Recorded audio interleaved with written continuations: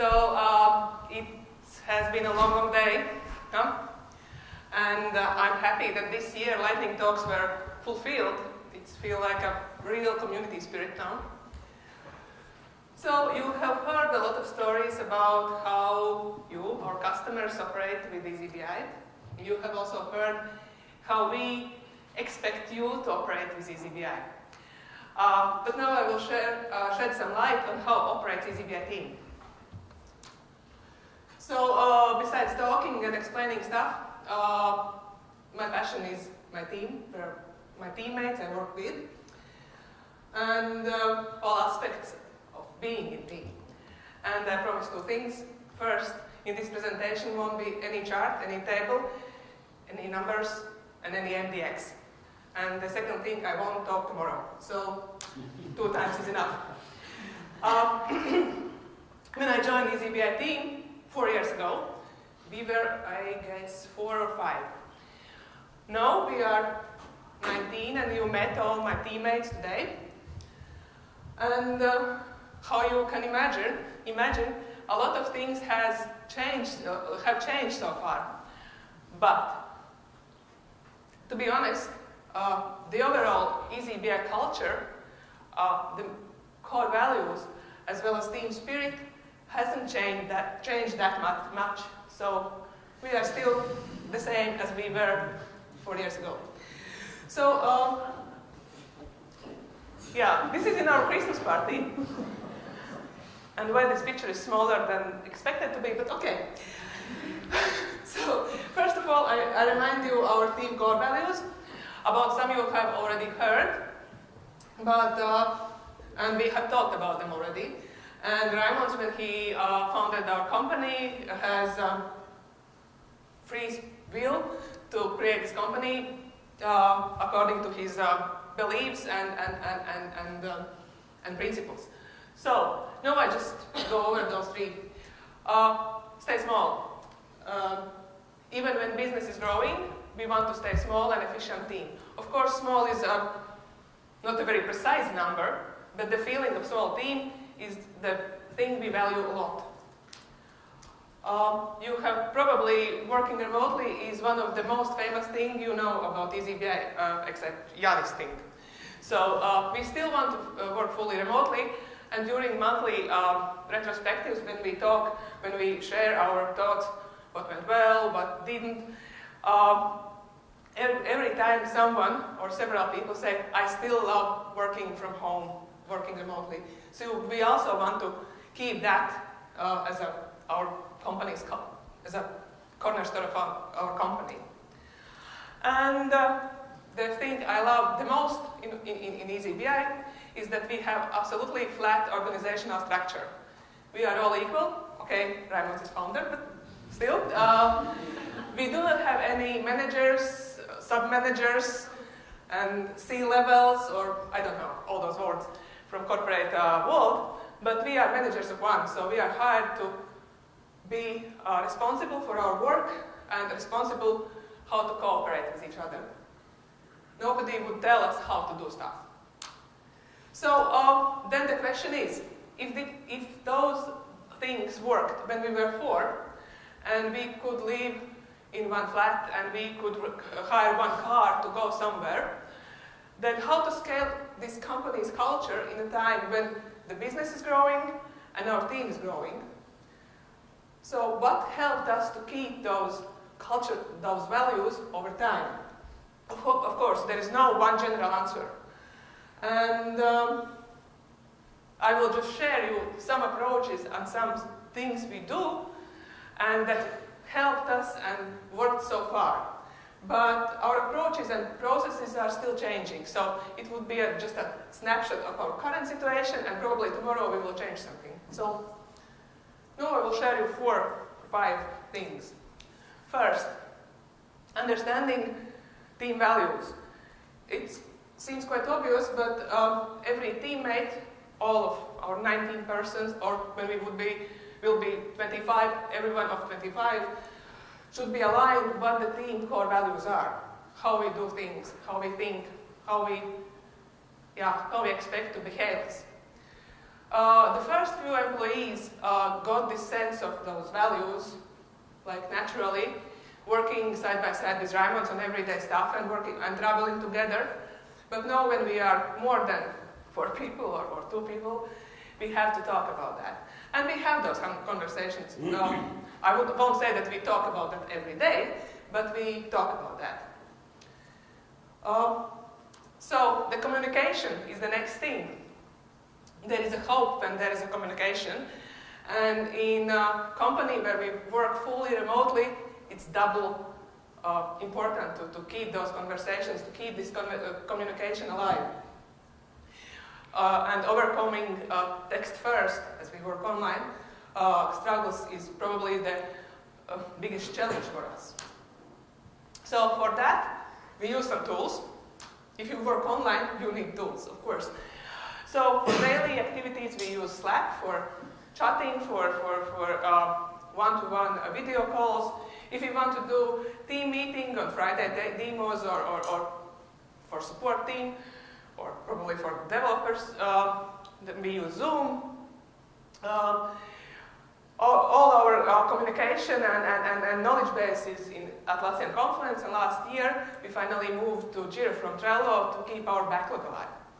And for dev guys, they use GitLab, and if you want to GitHub, sorry, if you want to know something more, ask them. So also we have some rules. Believe me that chatty supporters and deep diving developers have different needs for communication. So tools are great, but yeah, we had to agree on how we use those tools. For instance, previously we used to ask some advice from our developers in that way. Hi, enter. I have a question about something, enter. I hope you will help me, enter. Oh wait, my dog is barking, enter. Oh, I'm back, enter. So, 10 minutes and nothing happened. So we agreed that we would write all the problem in one text block and won't use this chat with developers as online chat and won't expect answer immediately. Meanwhile, in our support team, we're still chatting because we need to solve like 100 problems per day and we need this fast communication. Look into eyes. While we are working from homes, we still are humans and we are not applications that work from different places. So we agreed that we would turn on video. We turn on video when we do one-on-one conversations, and then we can see each other's face. Sometimes this face is like, I just woke up. Sometimes we have already did some makeup and stuff. And we also agreed that in our Friday demos, we would turn on this video because we want to look into each other's eyes and see that on the other end of the computer is sitting a live and human person. So this is how we look. And sometimes some cat or dog comes into the camera, and then we know that somebody is with heart and with feelings. Because we are humans, and humans like to be personal. So, and this is why the third point: people with knowledge over job titles. In eazyBI, we treat people like people, not like resources. In our company, we do not have any fancy job title, probably except Lauma's support queen, but otherwise we are just support people, developers, designers, marketing people. So we do not have the senior level manager of something. Yeah, we are developers, super people, etc. But still we do a lot of stuff. We do testing, product managing, blogging, server migrations, new videos, care about the whole team being, and etc. So instead of job titles, we have people with knowledge and with passion. So team diversity, it's a very, very loud word, I would say the buzzword, but I really believe that in our company we embrace the diversity, and it doesn't mean that we hire people from different races, sexuality, political views, etc. Probably it is so, but this is not how we understand this diversity thing. Rather than pointing on the colleague or employee weakness, we try to emphasize their strong parts and how those knowledges and personal behaviors and characteristics would help in our team. So instead of pointing to weaknesses, we try to emphasize the strongest parts. For instance, I do not do JavaScript coding. I would say that probably I am the only one in our support team who doesn't do that, who can't do that, but I have never heard any bad word about it, because I do something else. So the next thing is combining passion with the need. Even teammates sharing the same, not position, but the same role, for instance, support consultant or developer, has different professional interests. And there is mutual beneficial from this, benefit from this passion. Because when one's passion meets company need, there is big bump. There is something great. Almost everyone in our team has their parallel project where he can fulfill this passion. You heard Jan's Bloom about GDPR. I haven't heard anyone talking about that with such passion so far.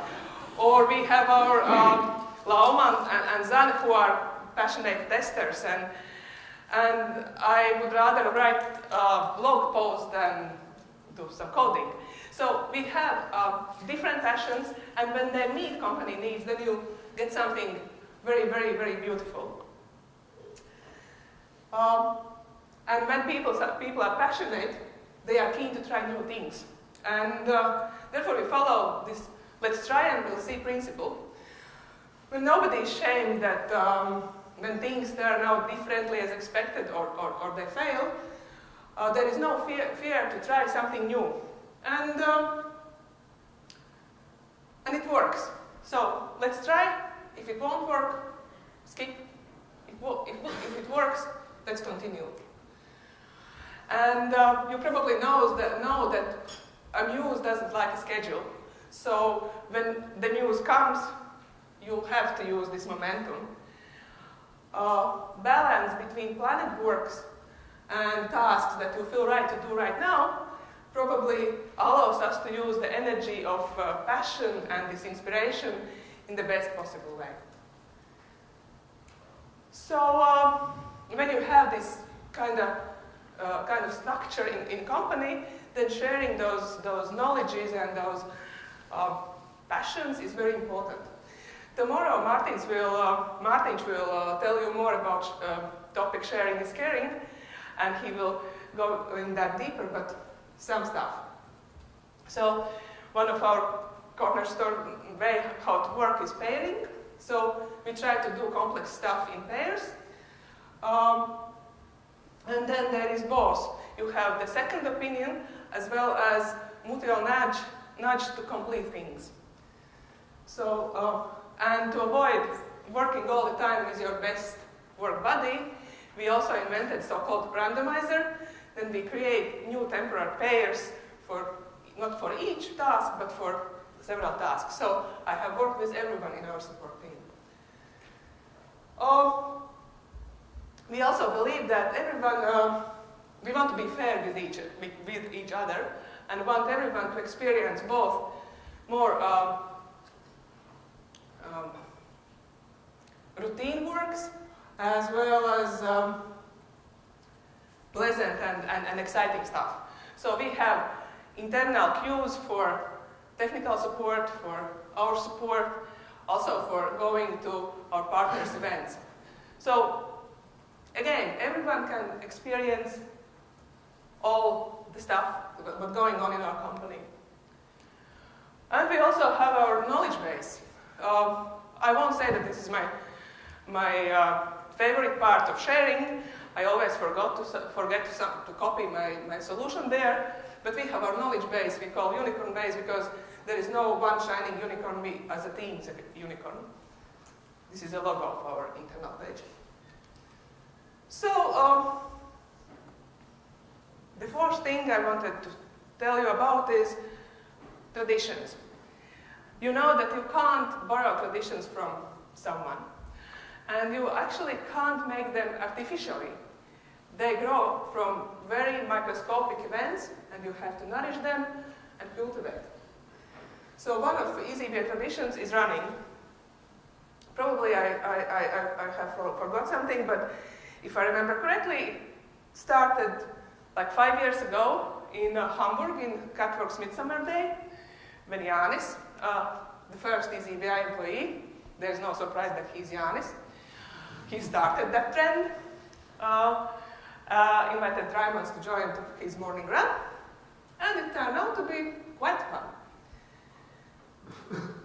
When the team got bigger and new people were hired, there were also some other passionate runners, and they started to do those runnings more frequently. And quite soon, the question, should I take my running shoes to Barcelona with me, get redundant, because, yeah, our runners did their morning runs in every time when they were together in some business trip or in our monthly meetings. But from my point of view, I am not a big fan of running. I wasn't a big fan of running, actually. It seemed fun, but I was afraid that I won't keep up with them, and okay, I stayed in my hotel room and did yoga with my colleagues or other stuff. But once we talked with Dinah, I remember, and we talked, why we can't do walking instead of running? And we decided not to stay in our hotel room, but started to do like Nordic walking with poles. But we forgot poles that time, so we just went walking. And we decided to start like 10 minutes earlier so we could meet them and won't seem so slow. And, and that morning when we met our running colleagues and did a common photo, it turned out it is fun. That it is not necessary to run together. It is the feeling that we doing something at the same time with the same principles, and yeah, and we could participate in this 5K morning run in a bit different way. No, we have fast runners, we have slow runners, we have those who mix running and walkers. We have all those in our running team. So in this tradition, there is no obligations. Just, again, let's try. Actually, more experienced runners encourage us, those who run slower. They are greeting everyone who decide to join to this morning run. Even if you do not want to run this time, you know that you will be not expected, but you will be greeted next time when you would join. So those are only approaches or ways how we keep our team spirit alive.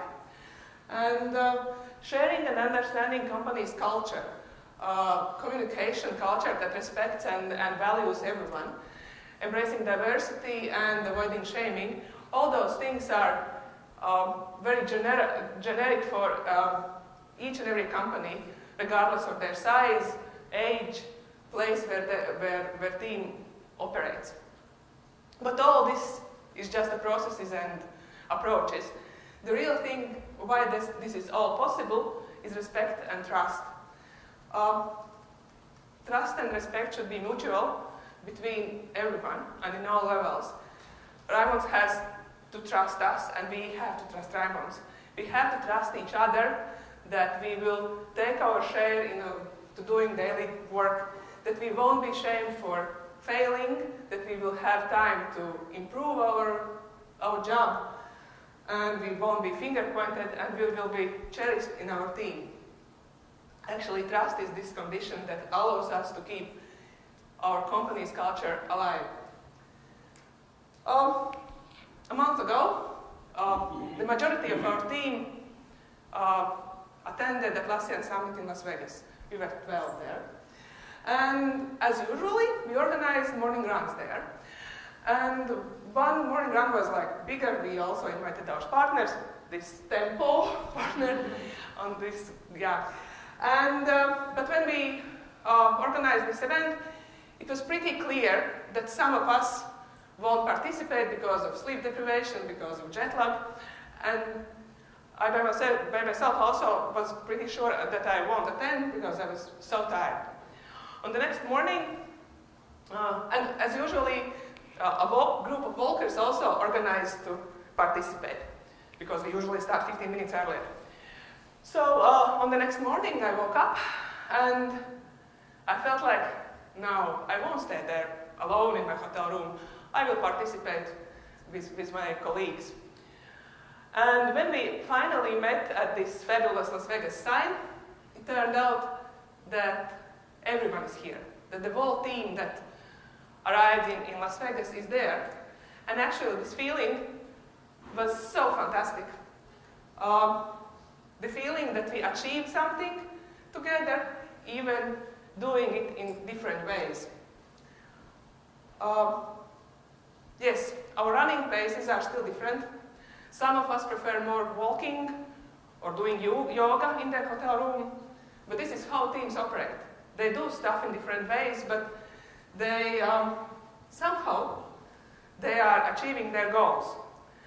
And yes, inclusion, diversity, courage to trust, courage to try, trust, all those things define winning teams. And actually running claims that a lot. Therefore, I invite you tomorrow to join to our morning run. And those who do not want to, who doesn't bike or doesn't want to run, there also would be walking group. So let's meet tomorrow at 7 a.m. in the hotel lobby for morning run or walk. So thank you for today, and I guess Evita will tell you more practical stuff.